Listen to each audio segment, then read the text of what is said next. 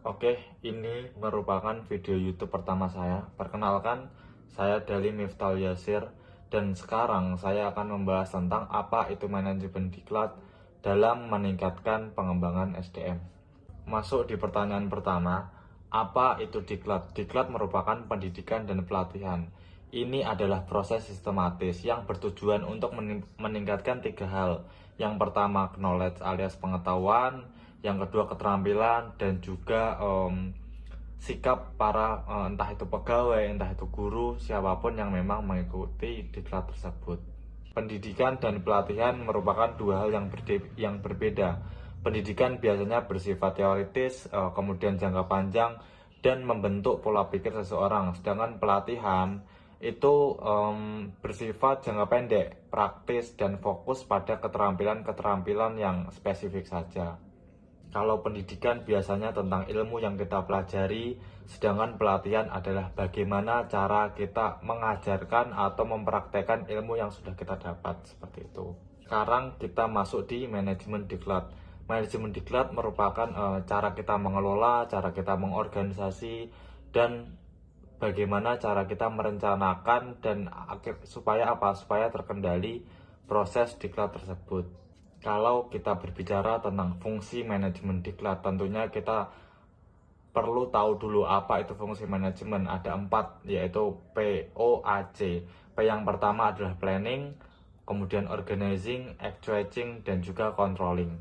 Planning atau perencanaan biasanya berupa kita merencanakan anggaran, kemudian menganalisis kebutuhan, dan segala macamnya. Kemudian ada organizing, yaitu pengorganisasian. Ini mencakup pembentukan panitia misalnya, kemudian penetapan instruktur dan menyiapkan sarana prasarana.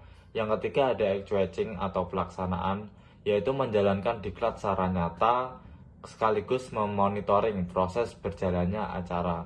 Yang keempat ada controlling, atau kita melihat, mengontrol, dan menindaklanjuti apabila ada kesalahan-kesalahan saat proses pelaksanaan. Oke, next ada jenis-jenis diklat. Yang pertama ada diklat prajabatan. Ini biasanya pelatihan kepada calon pegawai sebelum mereka resmi terdaftar dalam jabatannya. Tujuannya adalah mempersiapkan mereka dengan wawasan, pengetahuan dasar, dan sikap yang sesuai dengan tuntutan jabatan. Yang kedua ada diklat dalam jabatan. Ini biasanya diberikan kepada pegawai yang sudah duduk di jabatannya. Untuk apa? Untuk meningkatkan kompetensi mereka. Jenis ini terbagi menjadi beberapa kategori. Yang pertama ada diklat kepemimpinan, diklat fungsional, dan diklat teknis. Diklat kepemimpinan fokus pada pengembangan kemampuan manajerial dan kepemimpinan pegawai yang menduduki atau akan menduduki jabatan struktural. Sedangkan diklat fungsional ditunjuk untuk pegawai yang menduduki jabatan fungsional untuk meningkatkan kompetensi teknis sesuai bidang keahlian mereka. Kemudian ada diklat teknis, yaitu berfokus pada peningkatan pengetahuan dan keterampilan teknis yang memang spesifik dalam bidangnya. Kemudian misalnya saya sebagai pemilik perusahaan atau kepala instansi ingin mengetahui apakah anak-anak yang saya latih ini sesuai dengan apa yang saya pengen, apakah semua diklat berjalan dengan efektif. Dalam diklat ada evaluasi model Kirkpatrick. Yang pertama ada reaction, kemudian ada learning, dan juga ada behavior, yang terakhir ada result. Reaction ini biasanya mengukur kepuasan peserta menggunakan kuesioner biasanya. Di akhir diklat ini paling mudah diukur tapi paling dangkal. Dan yang kedua ada learning, mengukur apakah peserta benar-benar belajar sesuatu. Caranya dengan pretest sebelum diklat dan post-test sesudahnya. Selisih nilainya menunjukkan peningkatan pengetahuan. Yang ketiga ada behavior, mengukur apakah peserta menerapkan ilmu yang didapat di tempat kerja. Ini diukur melalui observasi langsung atau penilaian dari atasan, biasanya 1-3 bulan setelah diklat.